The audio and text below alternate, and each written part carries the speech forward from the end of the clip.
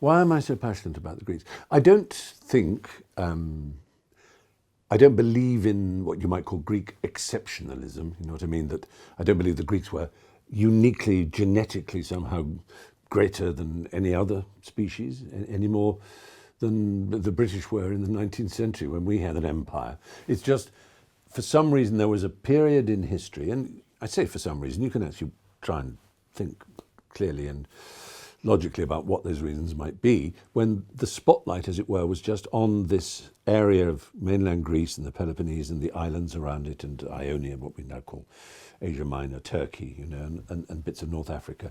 These people, they were trading together.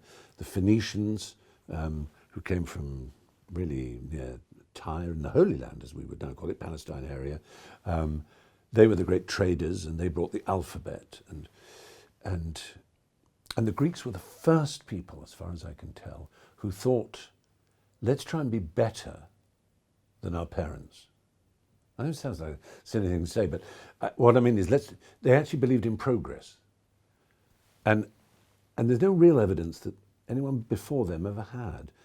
Indeed, they had evidence across the Mediterranean at the great Egyptian civilizations, which for 3,000 years basically didn't change. You or I could go into a temple and look round it, an Egyptian temple, and then go to another one and say, well, those two temples are more or less the same, and they would be 2,000 years apart.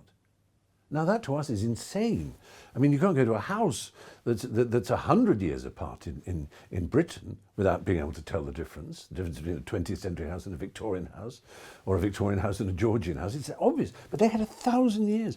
This is the way we live. No reason to change. But the Greeks did feel a reason to change.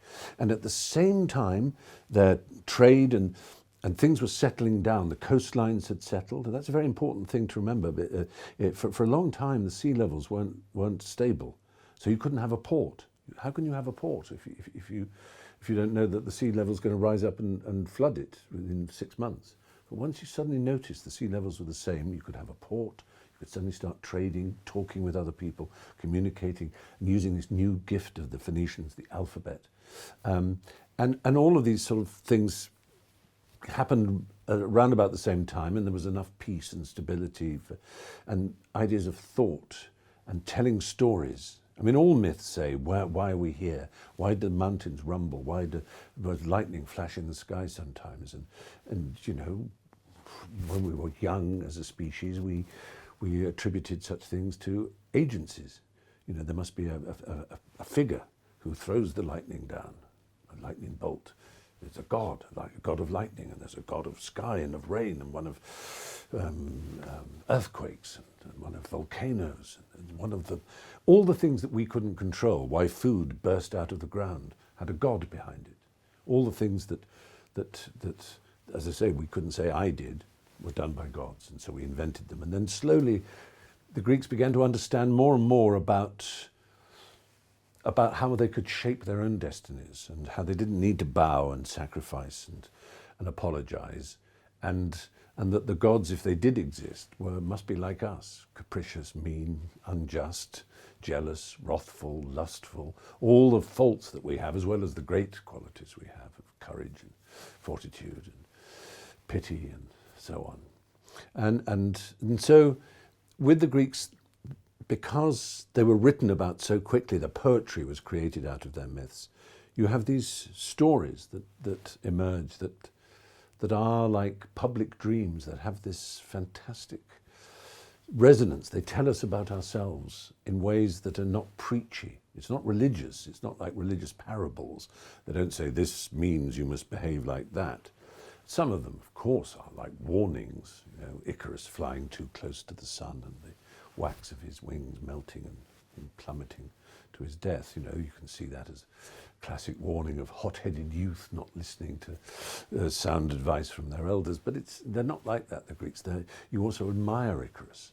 You know that the Greeks did. There's something glorious about trying to fly to the sun, even if it is doomed. It's wonderful. And the Greeks are full of that. I could go on forever, as you can probably tell, so I won't bore you too much. But I just say that I think it was really important for me to tell the stories but not try and explain them.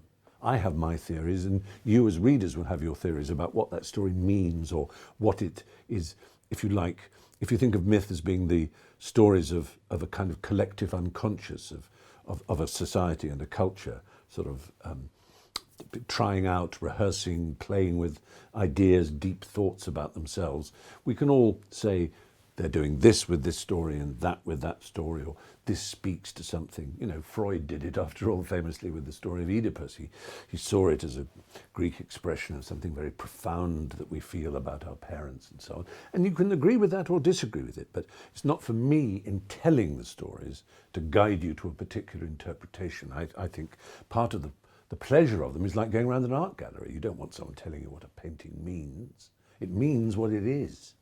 And you look at it, and yes, you can see in that painting, gosh, that to me, that painting is all about how pitiful we are compared to nature, or it tells us about how death is in the midst of even the youngest life, or whatever the painting seems to suggest to you. But the painting isn't limited to that. That's just what you're seeing in it at that time. And I think in these stories, you can either treat them as like a, comic book superhero stories that are just adventures, because they work as that, like none other. Or you can say, gosh, I've been thinking about that story about Bellerophon flying up on his winged horse. And the more I think about it, the more it just says something to me, And I hope that's what people will feel, because that's what I feel while writing them.